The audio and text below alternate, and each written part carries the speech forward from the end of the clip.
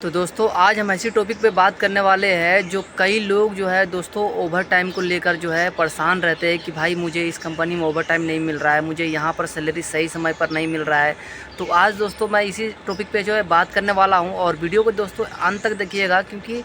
इस वीडियो में जो है कहाँ आपको जो है रेगुलर जो है आपको ओवर टाइम जो है मिलता रहे, वो भी मैं आपको एक टिप्स दूंगा जहाँ पर आपको आना है और वहाँ से जिस तरह हम लोग जो उठाते हैं रेगुलर हम लोग का ओवर टाइम जो दोस्तों है जो मिलता है, तो उसी तरह जो है मैं आपको भी यही चीज़ मैं बताऊंगा कि आपको कहाँ पर आना है और कैसे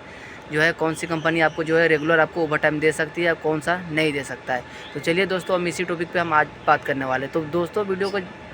दोस्तों एक होता है छोटा कंपनी, एक होता है बड़ा कंपनी। तो दोस्तों मैं छोटा कंपनी और बड़ा कंपनी इसलिए कह रहा हूँ कि ताकि आप लोग जो है इसको विस्तार से जो है आप समझ जाइएगा, ठीक है। छोटे कंपनी जो होता है एक तरह से देखा जाए तो वो ठेकेदार वाला होता है, जो कि एक दूसरे के ऊपर निर्भर होता है, यानी कि बड़ी कंपनियों पर जो है निर्भर रहता है। तो चलिए दोस्तों इसके ऊपर ही जो देखो, जैसे छोटे जो कंपनी होता है ना उसमें आपको प्रॉब्लम ये होगा कि वो निर्भर होता है बड़े कंपनियों को लेकर, ठीक है। क्योंकि बड़े कंपनी जो होता है ना उनका सर्कल जो है काफ़ी ज़्यादा दूर रहता है और छोटी कंपनियों का जो सर्कल होता है काफ़ी कम होता है। यानी कि उन जो छोटी कंपनियों का जो काम का जो सिस्टम होता है ना वो काफ़ी कम होता है और बड़े कंपनियों का जो सिस्टम होता है वो काफ़ी लंबा चौड़ा होता है। तो इसीलिए जो छोटा कंपनी जो होते हैं, जो ठेकेदार टाइप का जो कंपनी होते हैं, तो वो क्या करते हैं, अगर आप वहाँ पर आते हो तो वहाँ पर क्या करते हैं बड़े कंपनी से, क्या बड़े कंपनी जो होता है उनसे क्या करते हैं, जैसे कि साल भर का काम अगर है, साल भर का, कि जैसे कि उसको प्रोजेक्ट दे दिया, ठीक है।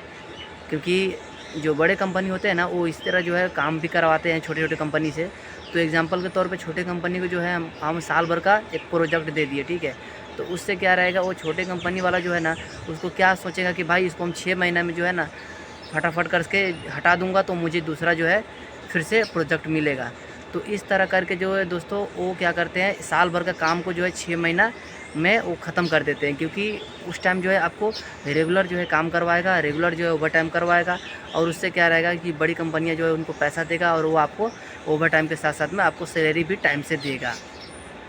लेकिन यहाँ पर एक और चीज़ आता है दोस्तों कि कई बार होता है कि भाई काम खलास करने के बाद जो है ना उनको काम नहीं मिलता है, ठीक है।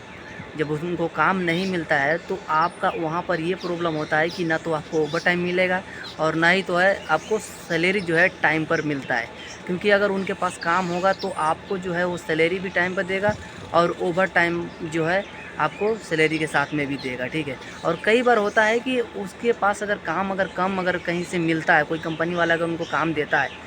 तो कई बार होता है कि 2 महीना 3 महीने का जो आपका सैलरी जो पहले का है ना वो काम को जो है ना खलास करके जो उससे जो पैसा जो निकलता है उनको प्रॉफिट होता है, वो पैसा क्या करते हैं आपका जो है सैलरी के बेस में जो है आपको दे देता है, ठीक है। तो इस तरह जो है ना 1 महीना 2 महीना 3 महीना इस तरह लेट भी होता है छोटी कंपनियों में,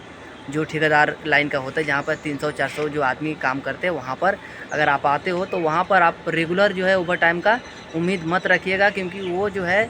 वो बड़ी कंपनियों पर जो है निर्भर होता है, ठीक है। लेकिन बड़ी कंपनी में क्या है कि आपको ओवर टाइम रेगुलर मिलता है, ठीक है। क्योंकि बड़ी कंपनी में ये होता है कि आपको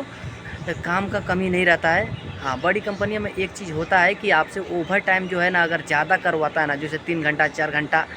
5 घंटा, तो ये मत सोचिएगा कि भाई मेरे को पूरा ओवर टाइम मिले, ठीक है। आपको आपका सैलरी के हिसाब से जो है ना आपको 2 घंटा का ओवर टाइम जो है आपको करके देगा। मतलब 2 घंटे का, जैसे 4 घंटा किए तो 2 घंटा आपको देगा और बाकी जो है ओवर टाइम का जो है ना वो कट कर देता है। अब मैं इसलिए बोल रहा हूँ क्योंकि भाई वो सैलरी के ऊपर डिपेंड करता है। क्योंकि दोस्तों बड़ी कंपनियों के पास ये एक और चीज़ होता है कि वो काम जब भी देखता है कि अगर दूसरे को अगर वो काम दे रहा है ना, अगर देखता है कि भाई मार्केट में अगर काम कम होने वाला है तो वो क्या करते हैं वहाँ पर ना देकर वो अपने पास रखते हैं, ताकि जो हमारे बंदे जो है, हमारे बंदे जो वर्कर लोग जो है, काम करने वाले जो है, वो क्या करेंगे कि वही जो प्रोजेक्ट है वो लोग करेंगे, जो हमारे बंदे लोग हैं वो करेंगे, ताकि उनको सैलरी भी समय पर मिलेगा और ओवर टाइम भी जो है साथ साथ में मिलता रहेगा। इसीलिए जो है दोस्तों बड़ी कंपनियों में आने का फ़ायदा यही होता है कि आप बड़ी कंपनी में आइएगा तो आपको ओवर टाइम जो है रेगुलर मिलेगा। लेकिन जहाँ 500 से 400 लोग जो यहाँ पर है, जो छोटी कंपनियाँ हैं, जो जो ठेकेदार वाला जो रहता है सिस्टम, तो वहाँ पर आइएगा तो आपको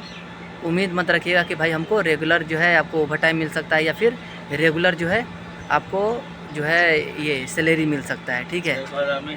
दोस्तों एक बात है कि छोटी कंपनियों में एक चीज़ है कि अगर उनका जो काम का जो बेस है ना, अगर 2 से 3 जो है ना उनका काम का तरीका मतलब है, जैसे अलग अलग काम है 2 से 3 छोटी कंपनियों में। तो एक है कि भाई आपको जो है रेगुलर भी सैलरी मिल सकता है और रेगुलर जो है ओवर टाइम भी मिल सकता है, अगर उनको 3-4 काम का उसके अंदर